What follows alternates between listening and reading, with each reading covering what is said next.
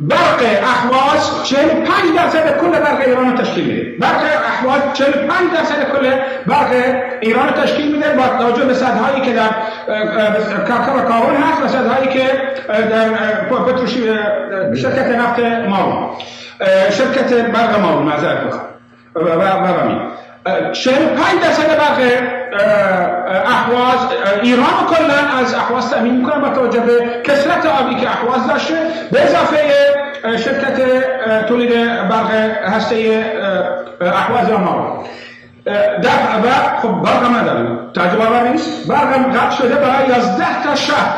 بعضی جاها هم به فارسی هم دوست جان اشاره کردم که رژیم اشغالگر ایران از سال 1925 برنامه برای این چیده بود که طی ممکنه چند دهه بتونه اصلا چیزی به نام عرب در اهواز وجود نداشته باشه و اولین کاری که انجام داد، اولین وسیله‌ای که به کار برد، سعی کرد مدارس عربی رو در کل اهواز ممنوع بکنه و مدارس فارسی رو تا کلاس 4 تدریس بده.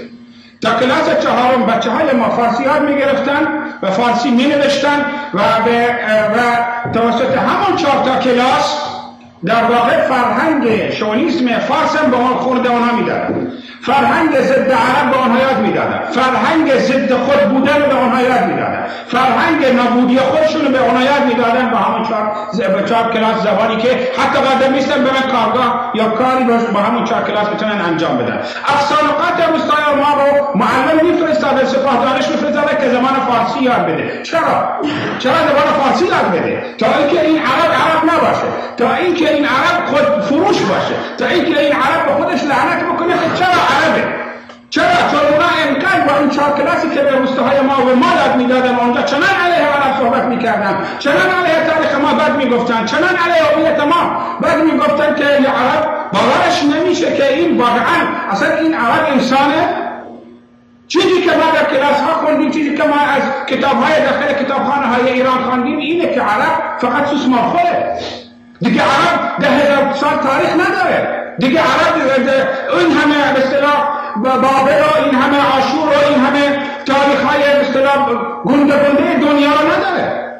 این چیزی که ما تو فارسی به اصطلاح 4 کلاس ایران خوندیم، 4 کلاسی که ما در فارسی ایران خوندیم همش برنامه‌ریزی شده بود که هویت ملی سرزمین عرب اهواز چون هویت یک سرزمین بستگی به ملت اون سرزمین داره. سرزمین همش چه چیزه؟ اینجا باشه در شمال آمریکا یا در شمال آفریقا یا در جغرافیای موسوم به ایران، این ملت که تعیین میکنه اون سرزمین مالکیه. حالا اگر اونجا انگلیسی ها بودن یقینا اونجا انگلستان بود. خب ما عربیم در اهواز هم زندگی میکنیم، پس اون سرزمین مال عرب هاست. در نتیجه برای اینکه این سرزمین مال ایرانی ها باشه باید چیکار بکنه اینا؟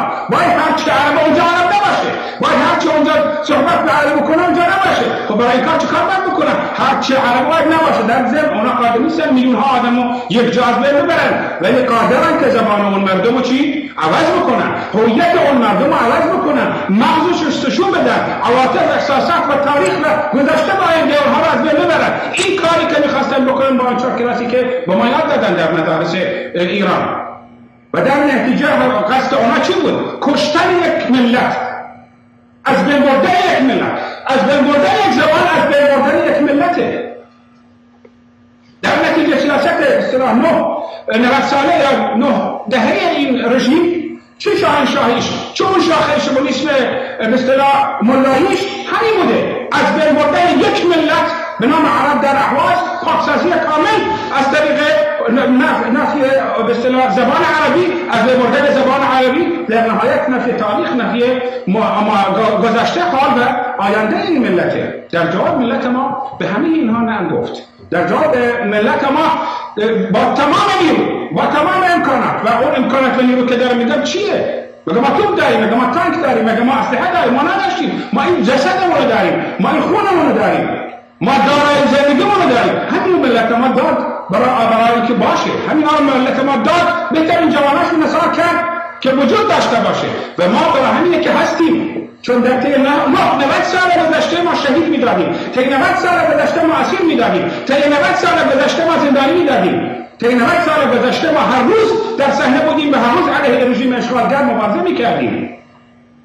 برای همینه که ما وقتی امروز هستیم و وجود داریم بخاطر همون گذشتگی های فرزندان عرب احوازه. در نتیجه وجود ما به عنوان ملت عرب نه تنها از بین رفت، بلکه تهدیدی جدی علیه دولت ایران، مبارزات مستمر 90 ساله ما باعث شد که این ذهنیت در دولت اشغالگر ایران به وجود بیاد که این ملت شکست ناپذیره، این ملت از بین بردنی نیست، این ملت خواهد بود. امروزه به این فکر افتادن که یک نیم حل‌هایی را به وجود میارن. امروزه به این فکر افتادن خب باشه ما به اصطلاح مثلا این ماده 15 و ماده 19 و دو تا نماینده اونجا و دو تا به اصطلاح فرماندار اونجا و یک به اصطلاح مسئول نالایق اینجا و اون طرف بخشدار استاندار. ما میگیم همه اینها رو فراموش کنید. ما میگیم همه اینها مال ما نیست. هرچه به شما هرچه از طرف شماست مال شماست. ما یک راه حل بیشتر نمیشناسیم. ما فقط استقلال دولت اشغال شده اهواز میخوایم، به غیر از اون هیچ چیزی رو ما باور نداریم. در نهایت رفقا عزیزان، در این روز بسیار مهمه بین المللی ما پیامی داریم به شمونیسم فارس. ما میگیم که خب ممکنه تا 5-6 سال دیگه شما با توجه به مبارزات ملت هامون در آذربایجان، در بلوچستان، ترکمنستان، کردستان و الاحواز به این فکر باشید و از خواب طولانی خودتون بیدار بشین، بگین که اوکی ما چند تا کلاس هم باز میکنیم در مثلا احواز یا در مثلا آذربایجان برای 30 میلیون و همچنین در بلوچستان و غیره چند تا کلاس هم باز بکنیم که زبان ترکی و عربی یاد بدن. ما میگیم قبول نمیکنیم. ما میگیم بدون خروج شما از سرزمین الاحواز و گم شدنتون از سرزمین ما به هیچ چیز دیگه رضایت نمیده. سرزمین احواز مال ماست و به هیچ کس دیگری تعلق نداره. از خاک ما برید بیرون که ملت ما عازم بر آزادی احوازه و عازمه که احواز رو آزاد بکنه و دولت ملی احواز رو تأسیس بده. سپاسگزارم.